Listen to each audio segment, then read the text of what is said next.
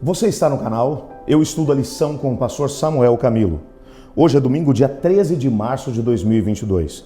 E o tema que estudaremos na nossa lição da Escola Sabatina será Vocês chegaram ao Monte Sião.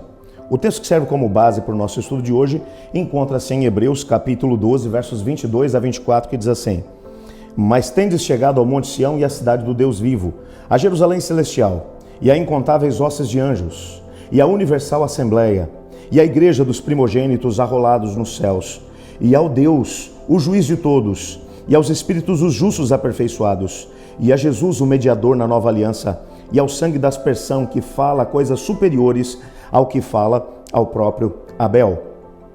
Esse texto é um texto que algumas pessoas têm grande dificuldade de poder compreendê-lo. Porque esse texto, ele menciona que aqueles que aceitaram a Cristo Jesus como seu Senhor e Salvador, como vimos na lição de ontem, aqueles que entenderam que Cristo Jesus é o Cordeiro de Deus que tira o pecado desse mundo e que através da sua morte na cruz do Calvário, derramando o seu sangue, ele purificou todos aqueles que se entregaram de coração, corpo e alma a ele. Aqueles que entenderam que Cristo Jesus é o sumo sacerdote e que, como tal, ele ministra diante de nós, ele pega os méritos do seu sangue derramado na cruz do Calvário e aplica os méritos desse sangue para fazer propiciação pelos nossos pecados, para perdoar os nossos pecados e nos dar a oportunidade de vida eterna com ele.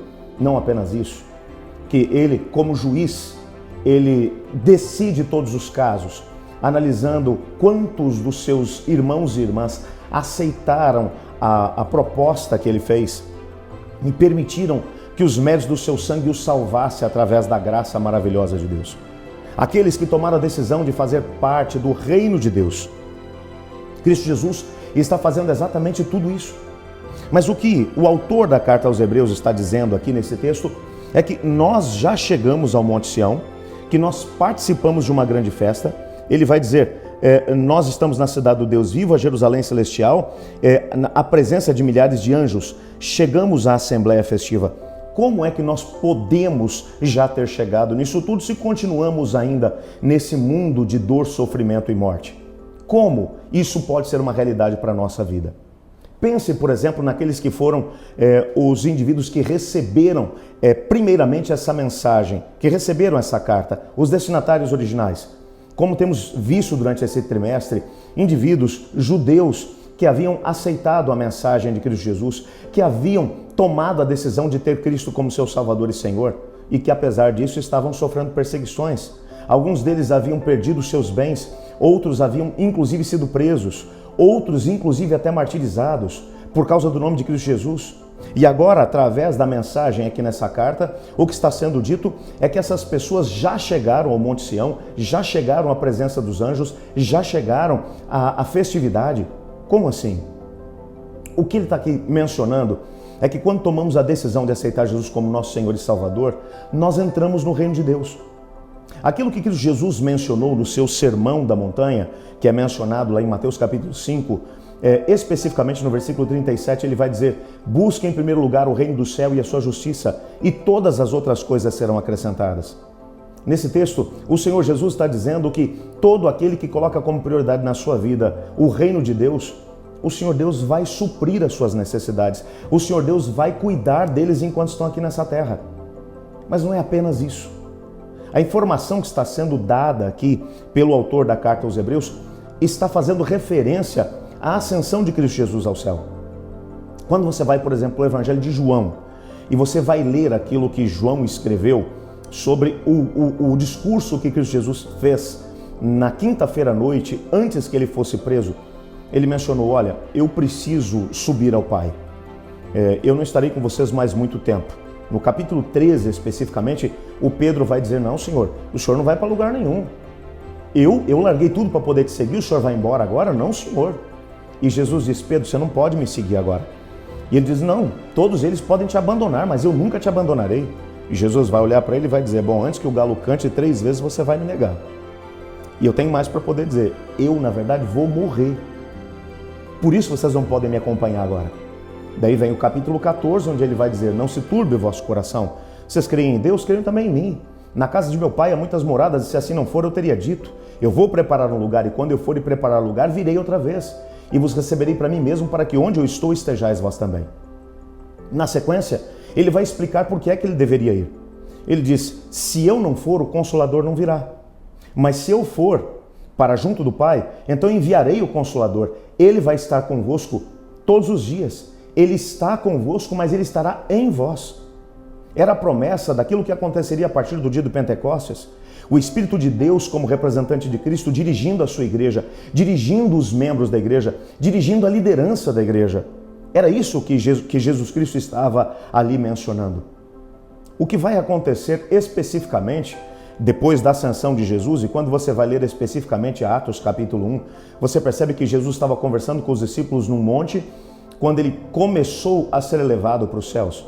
2 anjos vestidos de branco vêm até eles e dizem: varões galileus, por que estáis olhando para as alturas? Esse mesmo Jesus que vocês viram subindo ao céu virá do mesmo jeito como para o céu vocês o viram subir.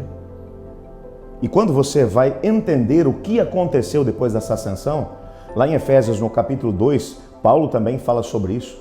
Ele levou junto consigo vários cativos, ou seja, aqueles que haviam ressuscitado com ele da morte, por ocasião da sua ressurreição, foram levados com ele como primícias daqueles que dormem o sono da morte.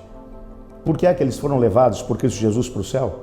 Apocalipse capítulo 4 e capítulo 5 vão mencionar o processo de juízo, decidindo as questões ligadas ao nosso planeta, precisava ser acompanhado por algumas pessoas, algumas testemunhas.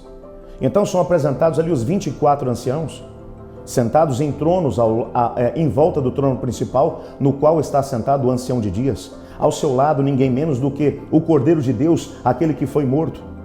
Os livros são abertos e então o processo de juízo começa a acontecer. A história da humanidade está para acontecer. A redenção da humanidade está para acontecer.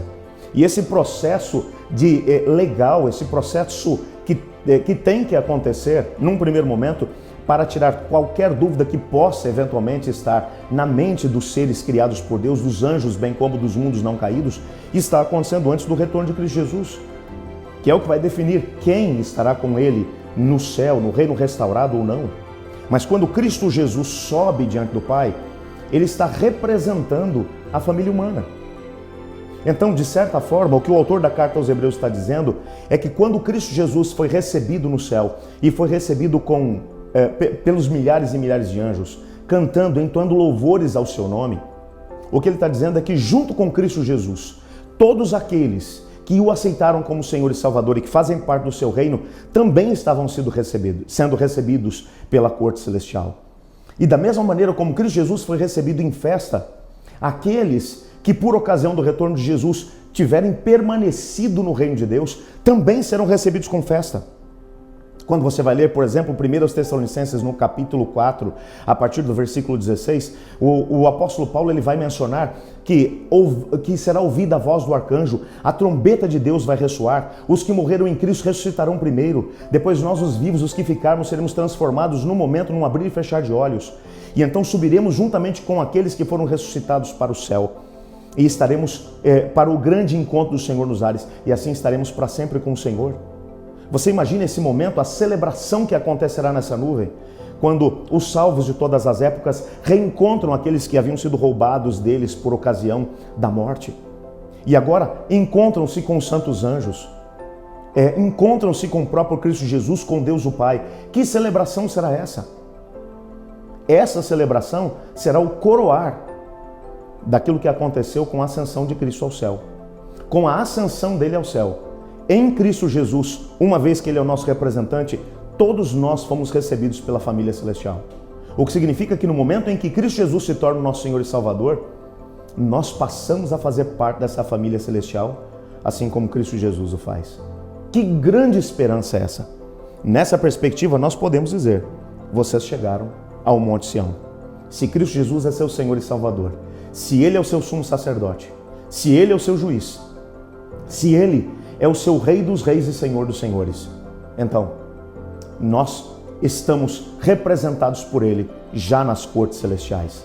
A nossa chegada nas cortes celestiais será o coroar de um processo que já começou há mais de 2000 anos atrás. Que grande esperança é essa? Que grande experiência será essa? Eu quero orar para que essa grande celebração seja uma realidade na minha vida. Você não quer fazer o mesmo? Ore comigo.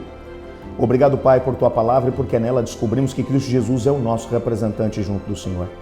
Ajuda-nos a permanecer firmes em Ti, até que a grande celebração aconteça. Sabemos que em Cristo Jesus já estamos representados no santuário celestial, mas queremos, Pai, de corpo presente.